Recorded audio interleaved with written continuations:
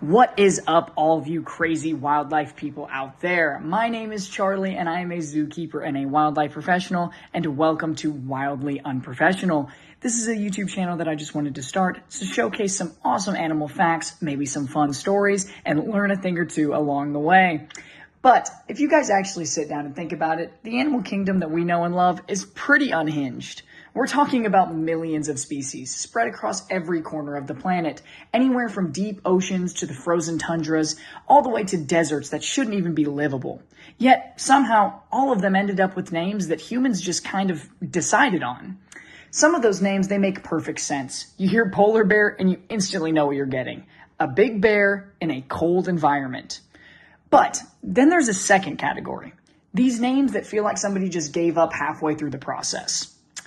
And that's one thing about animal names. Once they're in, they're in. No committee goes back to fix them. There's no rebranding without a huge scientific debate amongst the community. No updates to the names, just this permanent confusion baked onto that biology.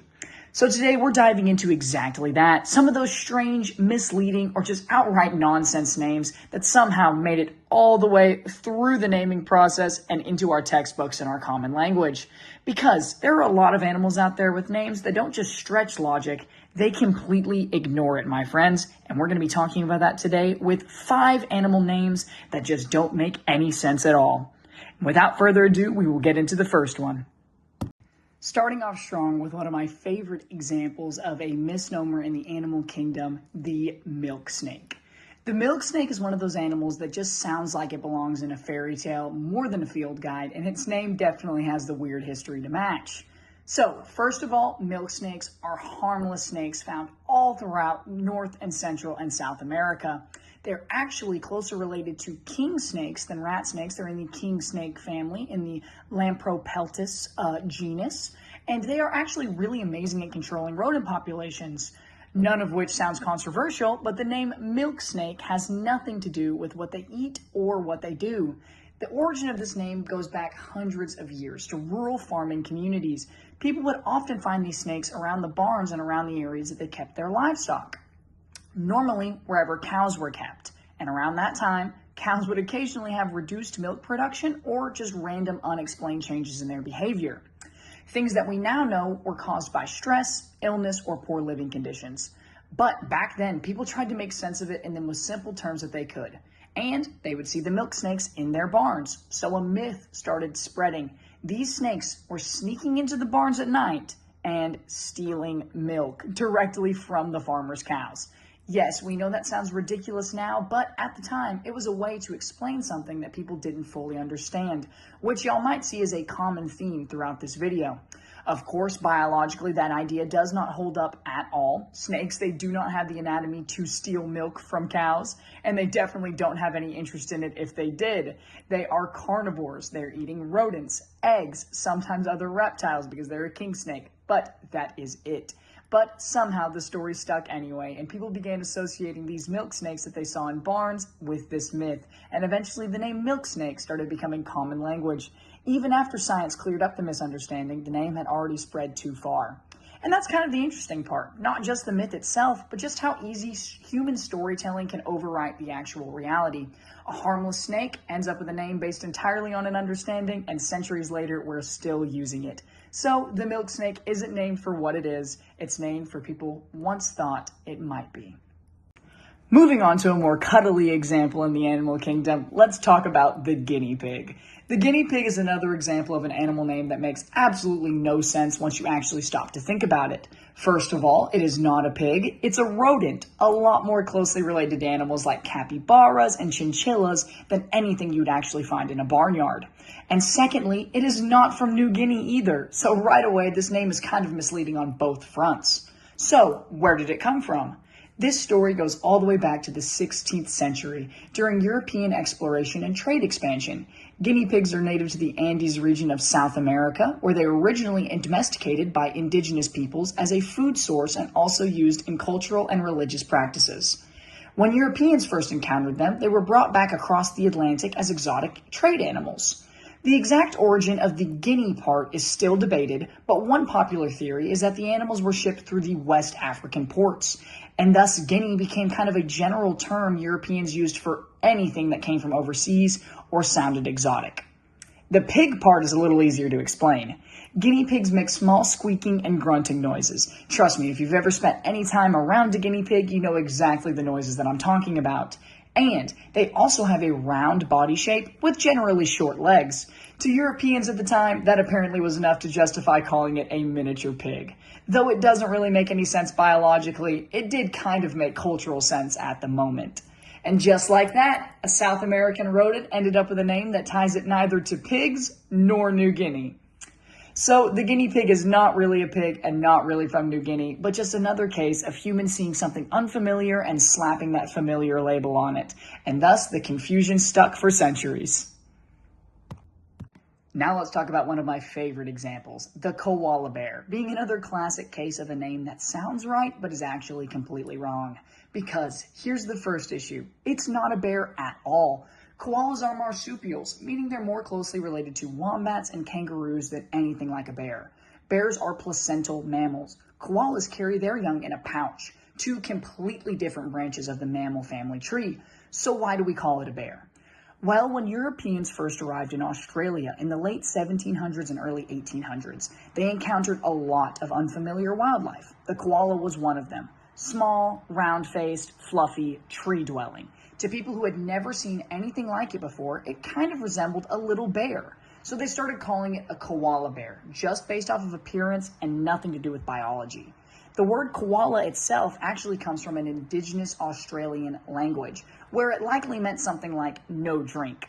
That's tied to the old belief that koalas did not drink water because they get most of their hydration from eucalyptus leaves. But the bear part, that was entirely European misunderstanding. And once again, the name stuck, even after scientists correctly classified them as marsupials. So the koala bear ends up being a perfect example of how early naming often had nothing to do with biology and again, everything to do with those first impressions.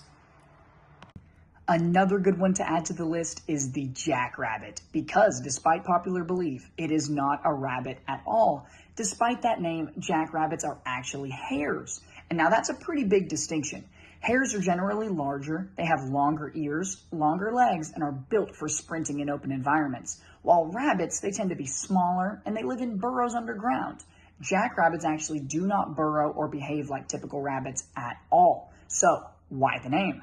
The jack part comes from old slang. People used jack in English to describe something large or exaggerated. Think jackass. Early settlers in North America saw these huge, long-eared hares and basically thought, well, this is like a rabbit, but turned up to 100. So they called them jackass rabbits, which eventually got shortened to jackrabbit. And just like that, a completely different animal got lumped into the rabbit category just because it looked familiar at first glance. So it's another great example of that pattern you've been seeing. Animals named by humans that were basically just guessing, taking that first impression, looking to an animal that they are familiar with, and assigning that name just based off of that. Finally, my friends, the last example of an animal name that just doesn't make any sense, it's actually not just one. It is a whole pattern in animal naming that I absolutely hate. Let's talk about the false animals. Animals like the false gharial, the false killer whale, and even the false vampire bat. Basically translating to, this is not the thing it looks like, but we're naming it after that thing anyway. Take the false killer whale, for example. It is not a killer whale, and it's actually not even closely related to orca whales. It is actually just a dolphin. But early researchers saw the skull shape and thought, close enough. And suddenly it gets slapped with this label like an imposter version of a completely different animal. Same thing with the gharial. Looks like a gharial, acts like a gharial, but it gets branded as the fake gharial, even though it is its own distinct species with its own evolutionary path. And the false vampire bat. It doesn't drink blood like a real vampire bat, it actually eats fish and insects. But because it had a slightly similar facial structure, it gets that false label like it's a knockoff version of the real thing. But this is where it gets funny, because imagine if we did this consistently with everything else in nature. You don't have a chicken and a turkey, you have a chicken and a false chicken, just because somebody thought it looked a little bit different in the 1700s. Or a dog and a wolf. Say we just decided that the wolf is now a false dog. It starts to sound less like science and more like we're rating animals on how correctly they match our expectations. But in reality, these animals are not false versions of anything. They're just different branches of evolution that just happen to convergently evolve to look similar in different ways.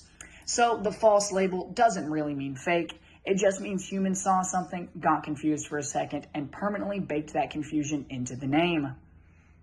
So when you zoom out and look at all of this together, milk snakes that don't drink milk, guinea pigs that aren't pigs nor from New Guinea, koala bears that aren't bears, jackrabbits that aren't rabbits, and all of these false animals that definitely are not pretending, it just starts to feel a little less like a system and a little more like a long history of humans just guessing. Most of these names weren't designed with precision in mind. They came from first impressions, old myths, trade routes, and people trying to describe unfamiliar animals with whatever words they already had. And once a name stuck, it rarely got corrected, even when science eventually caught up. But that's kind of impressive at the same time. We didn't rename things to fix our confusion. We just built the confusion right into the language and moved on. So the animal kingdom isn't just full of strange creatures. It's full of strange naming mistakes that became permanent. And every time you hear one of these names, you're basically hearing a little fossil of a human misunderstanding that just never went extinct. And in a way, I think that says more about us than it does about the animals. Without further ado, my friends, that just about does it for this video. My name is Charlie with Wildly Unprofessional. I hope you liked it, and if you have any other video ideas, be sure to drop in the comments. Leave a like, hit that subscribe button, and I will see you guys in the next one. Stay wild, my friends.